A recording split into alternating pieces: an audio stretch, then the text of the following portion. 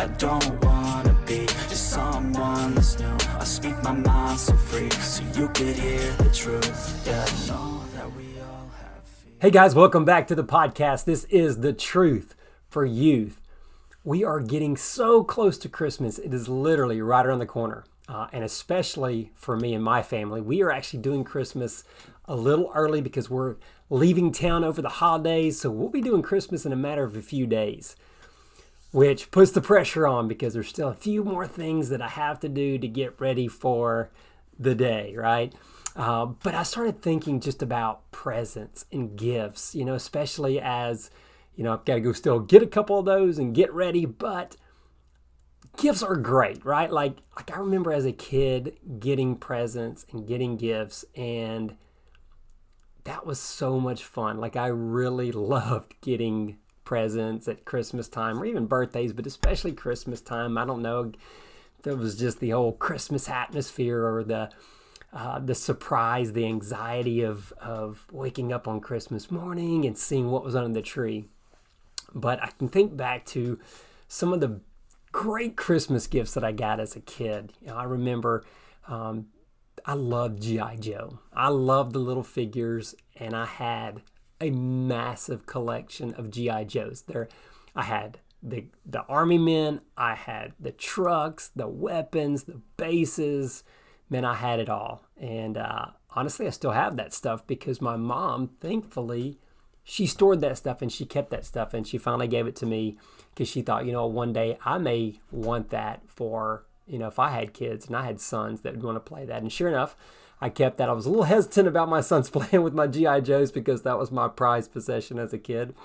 But I did. Once they kind of got a little older, I let them kind of play with some of the G.I. Joes, and that was kind of fun. I mean, they didn't play with them to nearly the extent that I had to, that I got to, but anyways, they still play with them.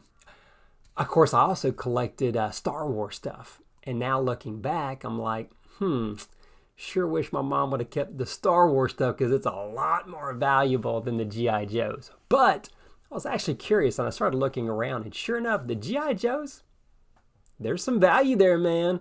They're making a little bit of comeback, I think, in the collector's item. So some of those G.I. Joes are worth a good bit of money. Of course, I think those are all the perfect condition that haven't been opened in their package. And of course, mine are, boy, I wore them out, man. I play with them all the time. So I don't know. I mean, I took care of them, but they're definitely well played with.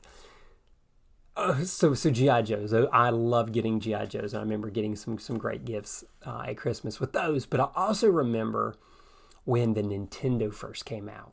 Man, all you people that are into video games, I mean, I know you're probably excited this Christmas. Maybe you're getting a new PlayStation, you're getting a new Xbox. But that's just a better version of what existed. Like I'm telling you, when the Nintendo came out, guys, there was not anything that really was comparable. I mean, you had like Atari, but really there was nothing. I think Sega kind of came out about that same time, the Sega Genesis, or maybe the original Sega.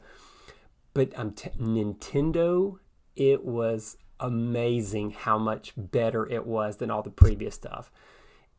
And it was like the go-to. Like everybody had to have one. It took video games to a whole new level. And I remember dying for one of those because I knew a kid that had one. They were so much fun. And, wound up getting one. And it was like one of the greatest gifts. I was so happy. I also remember as I got older, freestyle bicycles, BMX bikes, freestyle bikes, they became really popular. And I remember like in middle school, really, really wanting this Haro freestyle bike. Man, it was amazing. It was awesome. And sure enough, my parents got that for me for a Christmas. So there was a lot. I mean, I could sit here probably for an hour and name all these amazing gifts that I got at Christmas time. But those are some of the ones that stuck out in my head. Which, going back to collector stuff, hey, that Haro, I still have that Haro. And I actually ride it from time to time. My wife and my kids sometimes make fun of me. But, dude, it's awesome. It's in great shape. And sure enough, that thing's worth a good bit of money as well. So some of these toys have paid off.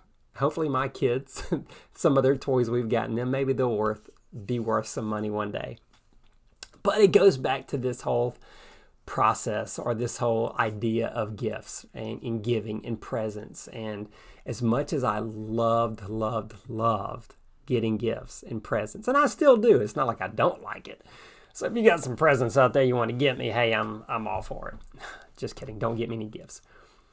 But as I've matured and as I've gotten older, and especially now that I have kids, giving gifts are so much better. Like, I really enjoy giving gifts more than receiving gifts now, especially when it comes to my sons. Like, I really enjoy watching them as they either open a present or get a gift, seeing the excitement and the joy and the happiness that they have, and especially if it's a gift that they really wanted or been wanting for a long time, and just to see how happy they are. It just makes me feel good. It just brings me a joy and a happiness. And so I was just thinking about this, and I started thinking, well, okay, if we as human parents, and the Bible's pretty clear about how we think we know how to give good gifts, or we think we know it's good for our kids, but in reality, we don't know anything compared to our Heavenly Father. And how much better of a gift does God know how to give than we do? Because obviously He's our Creator. He's God of the universe. So of course He knows how to give better gifts than we know how to give. And there's a passage that I want to read you as we're getting close to Christmas time, right? We start thinking about the gifts and the presents that we may get, or maybe that we're even giving to our family or friends. But what about the gift that God gave us? So this is in Romans chapter 3, verses 24 through 26. And this is coming from the Message version. It says, "Since we've compiled this long and sorry record of sinners and proved that we are utterly incapable of living glorious lives that God wills for us." God did it for us. Out of sheer generosity, He puts us in right standing with Himself. A pure gift. He got us out of the mess that we're in and restored us to where He always wanted us to be. And He did it by the means of Jesus Christ. God sacrificed Jesus on the altar of the world to clear that world of sin. Having faith in Him sets us in the clear. God sets things right. He also makes it possible for us to live in His righteousness. Man, that's an awesome passage. And again, I like the way the Message words it. So again, that passage is saying, look, we as humans, then doesn't matter who you are, doesn't matter what color you are, or where you grew up, or how much money you have, or your parents, who they are, we've all compiled this long list of sorry actions, right, of sins. And we are proving that we're not capable by ourselves of living the glorious life that God wants us to have, that God intended for us to have. So guess what? God does something for us. It says, out of His generosity, He puts us in a right standing with Him. Now remember, if you have God, who's a perfect, holy God, and then you have any human, myself, okay, we'll take me, an imperfect person. Well, God in His holiness cannot be in the presence of me, Micah Murphy, imperfect, sinful. He just can't do it. So there has to be something that takes place, right? So God talks about in the Bible how there's this brokenness, right? There's this broken relationship, and the only way that can be corrected is for there to be a perfect sacrifice, for someone to die in my place, because I can't do it for myself because I'm sinful. So it had to be the perfect sacrifice.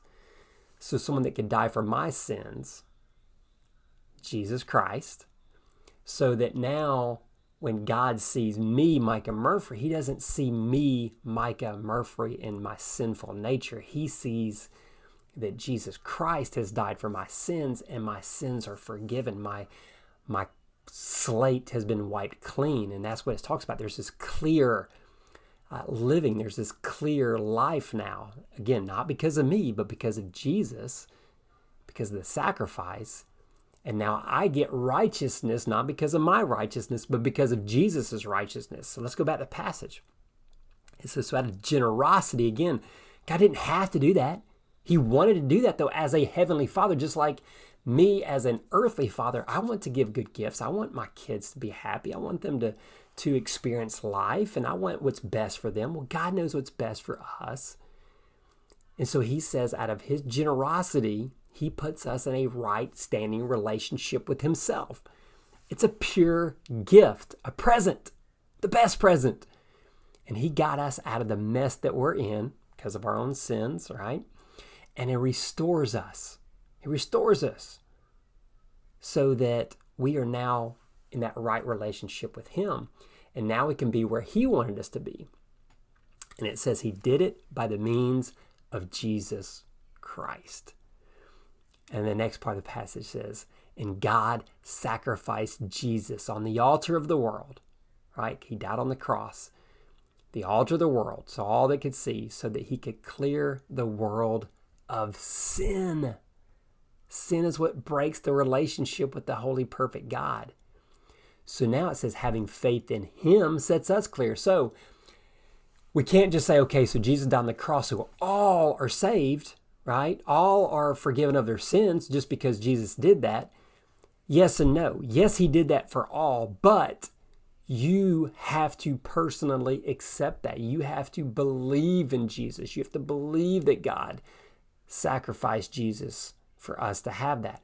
So it goes on to say, by having faith in that, that sets us in the clear. We have the clean slate. We're clear now, and we are now right with God. And it says he makes it possible for us to live in his righteousness. Again, we can't have righteousness just because of ourselves, but now we have righteousness because of Jesus Christ. So man, what an amazing passage to look at right here at Christmas time. So we're talking about gifts. We think about presents. God is saying, look, I gave you the ultimate. I gave you the absolute greatest present ever. Now look, I'm sure you've gotten some great presents and gifts in the past, just like I have. But you know what? The G.I. Joes, the Nintendo, I'm sure the Nintendo is. I'm pretty sure it got sold for probably $5 on a garage sale. It's probably worth money. The Haro bike, whatever gifts, man, I can't take all that with me when I die, or even when my kids die. Eventually it's going to rust and rot and it's not going to last forever. However, our spirit will. And God's saying, look, I want your spirit to be with me forever in eternity, in heaven, in glorious peace and presence. But that can't happen unless you accept that gift, right? And that's the greatest gift, because it lasts forever and ever and ever. And no matter what happens here on earth, no one can take that from you. Now, I guess you personally could reject that gift, but no one can come and steal that present. Like, someone could break in my house. They could take my G.I. Joes. Boy, I'll hunt you down if you take my G.I. Joes. They could take whatever else in my house, the Haro bike, everything, right? And I'd be sad. And you know what? But it's just material.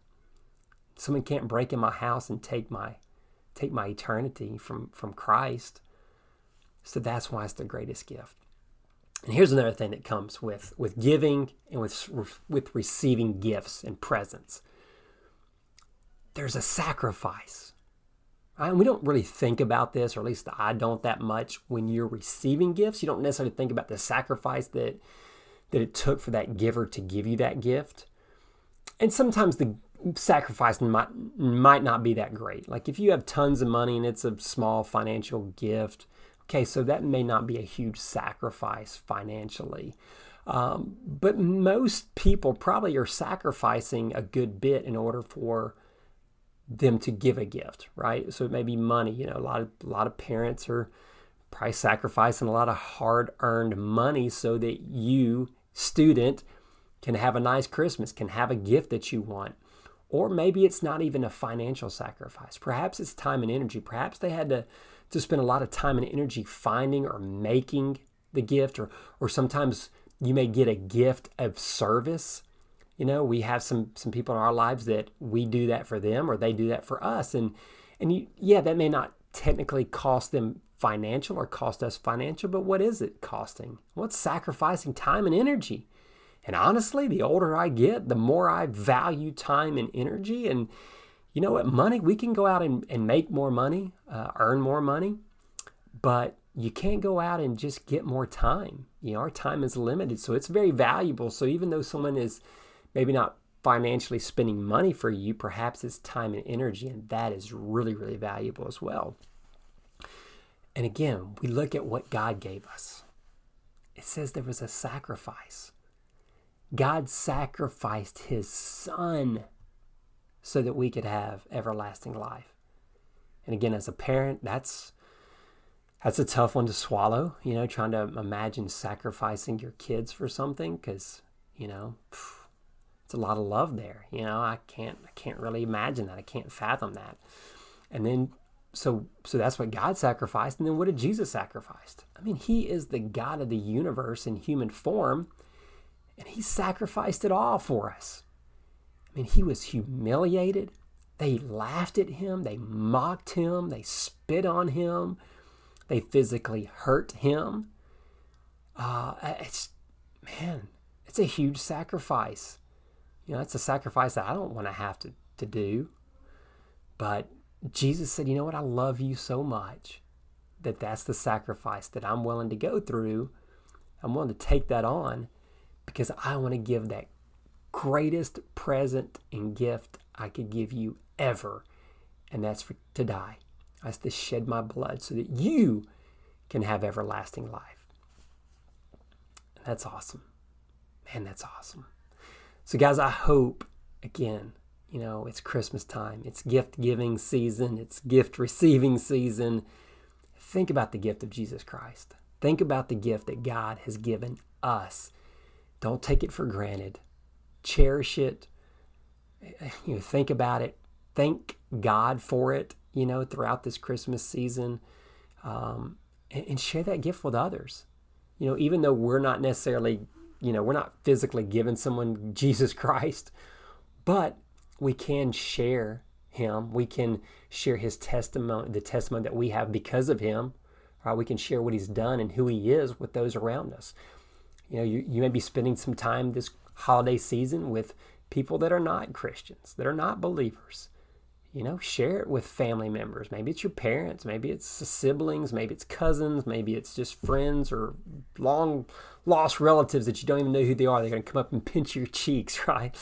But just share it with someone, right? It's a great gift that you can give others as well. And it's not going to cost you anything financially. It will cost you a little bit of time and energy, maybe a little bit of your pride, perhaps. But pass it along. Guys, thank you for tuning into the podcast, for supporting this podcast. And for those that have left reviews, I really do appreciate it. And if you're sharing the podcast with others, man, thank you for doing that. Please continue to do that. That's how the podcast grows. And again, I hope you're finding value in this podcast, and I want others to find value as well. So guys, if you don't listen, I will do one more podcast before Christmas. But if you don't catch that before then, guys, I hope you have a wonderful Christmas. Merry Christmas to you, and we'll see you in the next podcast. Bye-bye. I don't wanna be just someone that's new. I speak my mind so free, so you could hear the truth.